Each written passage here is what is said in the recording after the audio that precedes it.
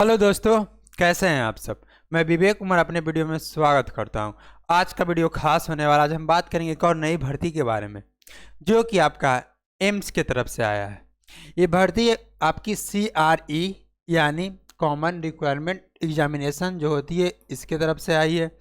और इसका जो नोटिफिकेशन आपका 7 जनवरी को रिलीज कर दिया गया था, एम्स क्रू का 7 जनवरी को। तो हाँ दोस्तों, इस वीडियो में हम लोग बात करेंगे आपका क्या पोस्ट रहने वाला है, आपका क्या एज मांगा है, अप्लाई डेट क्या रहने वाला है, एलिजिबिलिटी क्या रहने वाला है, सिलेबस क्या रहने वाला है, एग्जाम पैटर्न क्या रहने वाला है, सिलेक्शन प्रोसेस क्या रहने वाला है। तो वीडियो को अंत तक जरूर देखें। इसके आगे हम लोग देख लेते हैं इंपॉर्टेंट डेट्स के बारे में, जो कि आपका इसमें बताया है। आपका जो last date of closing online registration का है, ये आपका रहने वाला है 31 जनवरी आपका रहने वाला है। फिर इसके आगे हम लोग देख लेते हैं डिस्क्रिप्शन, इसका जो स्टार्ट क्लोज, इसमें जो आपका date of uploading of detail commencement of online registration application 7 जनवरी से आपका एप्लीकेशन स्टार्ट हो जाएगा, 7 जनवरी से। और इसका जो लास्ट डेट मैंने बताया 31 जनवरी तक आपको रहने वाला है, 31 जनवरी तक आपको रहने वाला है, 31 जनवरी। फिर इसके बाद इसमें अगर आप कुछ अपना स्टेटस चेक करना चाहते हैं कि मैंने फॉर्म भरा, ये मतलब सही मतलब सक्सेसफुल हो गया या कुछ मतलब गलत है, ये आप देख सकते हैं 11/2 को यानी 11 फरवरी को आप अपना देख सकते हैं स्टेटस एप्लीकेशन फॉर्म का। फिर इसके बाद करेक्शन का भी डेट बताया, आप 12 फरवरी से 14 फरवरी तक अपना कुछ करेक्शन करवा सकते हैं। आप करेक्शन करवा सकते हैं कुछ भी, अगर आपको फॉर्म भरने समय कुछ मतलब छूट गया या गलती भर दिए हैं तो आप ये भी कर सकते हैं। फिर इसमें आपका date of issue admit card, इसमें जो आपका एडमिट कार्ड है एग्ज़ाम के 4 या 3 दिन पहले आपको रिलीज कर दिया जाएगा। एग्ज़ाम के बिफोर मतलब एग्ज़ाम के पहले आपका 4 या 3 दिन पहले आपको रिलीज कर दिया जाएगा। तो ये हो गया। फिर इसके बाद आपका डेट ऑफ स्किल टेस्ट, ये भी आपको बताएगा। एक बात और, इसमें डेट ऑफ एग्जामिनेशन है जो आपको बता दिया है 26 फरवरी से लेके 28 फरवरी तक ये आपका एग्ज़ाम होगा। आपका जो एग्ज़ाम डेट है 26 फरवरी से 28 फरवरी तक चलेगा। तो हाँ, फिर इसके बाद हम लोग आगे देख लेते हैं एप्लीकेशन फ़ी।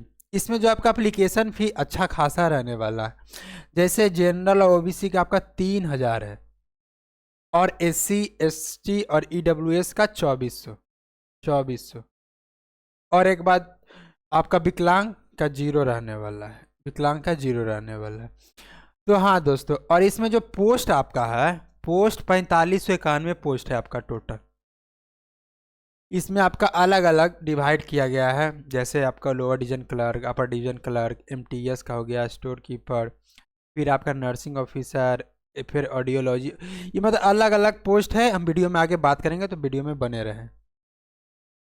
तो हाँ, ये आपका पोस्ट डिटेल हो गया, जिसमें कि ये जो टोटल मिला को आपका 45,091 पोस्ट है। टोटल 4591 पोस्ट है आपका, जिसमें आपका पहला जो है असिस्टेंट इंजीनियर का है और जूनियर इंजीनियर का, जिसमें जो आपका क्वालिफिकेशन मांगा है ग्रेजुएट पास होने चाहिए आप, यानी ग्रेजुएशन का डिग्री होना चाहिए आपका मैकेनिकल में और इलेक्ट्रिकल में, यानी आपके पास बीटेक का डिग्री होना चाहिए, बैचलर इन टेक्नोलॉजी का आप होना चाहिए, या आपका इलेक्ट्रिकल होना चाहिए, मैकेनिकल में या इलेक्ट्रिकल में। और आपके साथ साथ 5 साल का एक्सपीरियंस भी होना चाहिए आपको रिलेटेड फील्ड में। फिर आपका ऑडियोमीटर का हो गया, audiometer technician, speech therapist, junior audiologist, आपका टेक्निकल असिस्टेंट। इसमें आपका 4 साल का ऑडियोलॉजी का डिग्री होता है वो होना चाहिए, इंक्लूडिंग 1 ईयर ऑफ एक्सपीरियंस या इंटर्नशिप जिसको बोलते हैं हम लोग।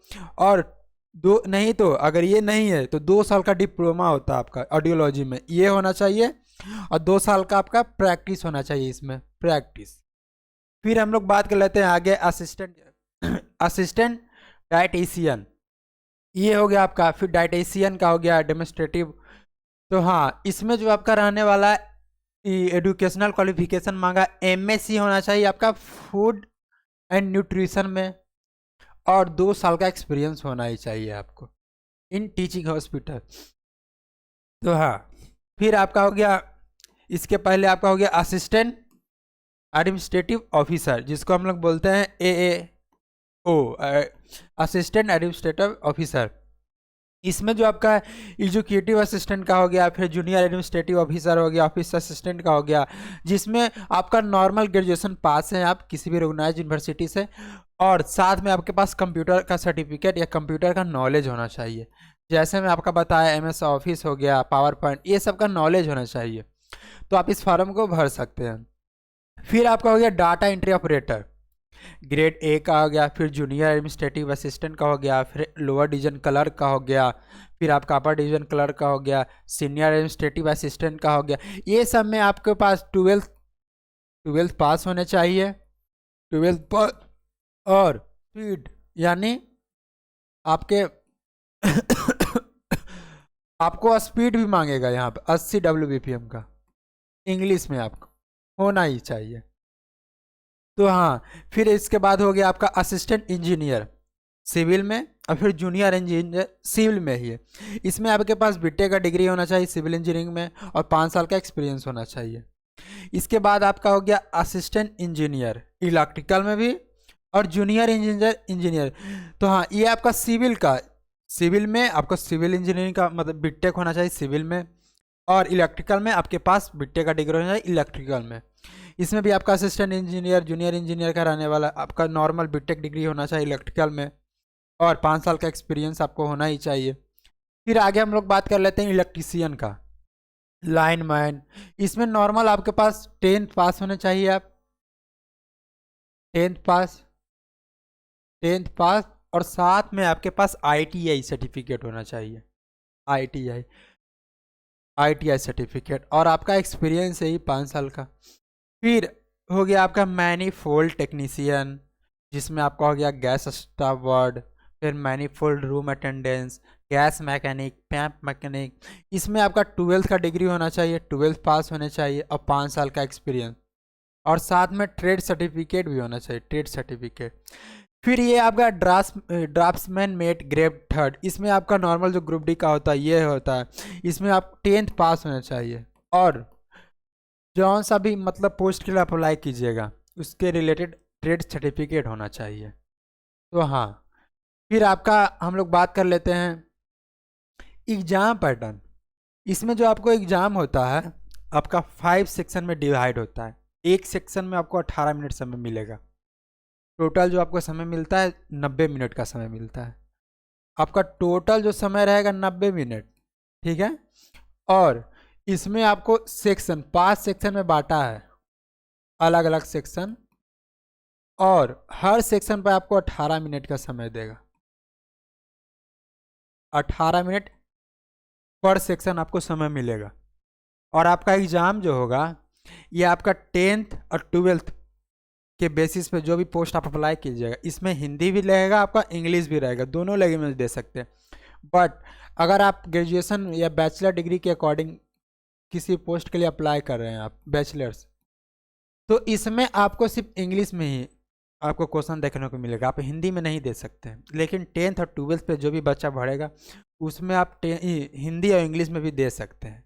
तो ये है, इसमें आपका 1.5 घंटा का समय मिलता है, जिसमें आपका 100 क्वेश्चन आता है, और सब्जेक्ट आपका जनरल नॉलेज हो गया, एप्टीट्यूड हो गया, कंप्यूटर से रहते हैं, फिर जो रिलेटेड सब्जेक्ट जिस भी पोस्ट के आप अप्लाई कीजिएगा। फिर आपका मार्किंग स्कीम हो गया आपका। इसमें यह है कि एक क्वेश्चन पे आपको 4 नंबर मिलता है, और एक गलती मान लीजिए वो एक गलती करते हैं तो 1 नंबर माइनस भी होता है। ये है आपका, यानी आपका 4 marks of each correct answer and -1 mark for each wrong answer. आप अगर आपका एक सही हो तो 4 नंबर मिलता है, लेकिन एक गलती होगा तो 1 माइनस होगा। ये है इसका खास बात। फिर आपका टोटल मार्क्स हो गया 400 का, आपका 400 हो गया। मीडियम एग्जाम आपका इंग्लिश हिंदी। फिर हम लोग बात कर लेते हैं जनरल सेक्शन के बारे में। इसमें मैंने बताया है कि आपका सेक्शन बाई सेक्शन आपका एग्ज़ाम होता है, जिसमें जो आपका सब्जेक्ट हो गया जनरल इंटेलिजेंस एंड रीजनिंग, ये हो गया आपका। फिर general awareness and computer knowledge से 10 क्वेश्चन आपका, इससे भी 10 क्वेश्चन। फिर क्वांटिटी एप्टीट्यूड से आपका 10 क्वेश्चन। फिर आपका इंग्लिश हिंदी से आपका, इसमें आप इसमें आपको मतलब किसी एक का पेपर देना है, आप जो सब कंफर्टेबल हो उससे। फिर आपका कंप्रिहेंशन ये हो गया आपका। तो हाँ, फिर इसमें सेक्शन 2 जो आपका डोमेन स्पेसिफिक होगा ना, 40 प्रश्न इससे पूछेंगे आपको, 40 प्रश्न, ये हो गया। फिर एक बार हम लोग सिलेबस देख लेते हैं। जो आपका जनरल इंटेलिजेंस से एनालॉजी हो गया, कोडिंग डिकोडिंग हो गया आपका, फिर ब्लड रिलेशन ये हो गया आपका, फिर जनरल अवेयरनेस एंड कंप्यूटर से आपको नॉलेज होना चाहिए, इंटरनेट हार्डवेयर नेटवर्किंग से, फिर क्वांटिटी एप्टीट्यूड से आपका सिंप्लीफिकेशन हो गया, प्रॉफिट लॉस टाइम बर्ड का ये हो गया, और लैंग्वेज से आपका रीडिंग कम्प्रीहेंशन सेंटेंस इंप्रूवमेंट ये हो गया, और डोमेन स्पेसिफिक से आपका रिलेवेंट टू अप्लाइड पोजीशन, जो सब पोस्ट के लिए आप अप्लाई कीजिएगा उससे रहेगा। अगर इसका आप डिटेल नोटिफिकेशन देखना चाहते हैं तो हमारा टेलीग्राम चैनल है अच्छी पढ़ाई सरकारी नौकरी, डिस्क्रिप्शन में उसका लिंक प्रोवाइड कर दिया जाएगा, वहाँ से आप ज्वाइन हो सकते हैं। हम लोग सरकारी नौकरी के रिलेटेड जो भी जॉब्स आता है या कुछ आपका आंसर की आया या आप जो भी मतलब रिजल्ट आया, सबसे पहले हम लोग वहाँ प्रोवाइड कर देते हैं। तो डिस्क्रिप्शन में उसका लिंक है, वहाँ से आप ज्वाइन हो सकते हैं। फिर हम लोग बात कर लेते हैं आगे सिलेक्शन प्रोसेस में क्या रहता है। इसमें जो आपका सिलेक्शन होता है 4 स्टेज में होगा। रिटन एग्जाम होगा, फिर आपका स्किल टेस्ट होगा, फिर आपका डॉक्यूमेंट वेरिफिकेशन होता है, फिर मेडिकल टेस्ट होता है। मैंने बताया कि आपका सीबीटी जो होता है ऑनलाइन एग्जाम होता है। इसमें 10th और 12th इंग्लिश हिंदी दोनों लैंग्वेज में रहेंगे, लेकिन ग्रेजुएशन का आपका सिर्फ इंग्लिश में ही देना होगा। तो हाँ, तो इसमें आपका जो सिलेक्शन है सीबीटी एग्जाम होगा, स्किल टेस्ट आपका होगा फॉर स्पेसिफिक पोजीशन में, फिर आपका डॉक्यूमेंट वेरिफिकेशन होगा, फिर आपका मेडिकल एग्जाम होगा, इसके बाद आपका फाइनल मेरिट लिस्ट बन जाएगा। फिर हम लोग बात करते हैं कि ये जो भर्ती है इसको हम लोग कहाँ से अप्लाई कर सकते हैं, कहाँ से देख सकते हैं।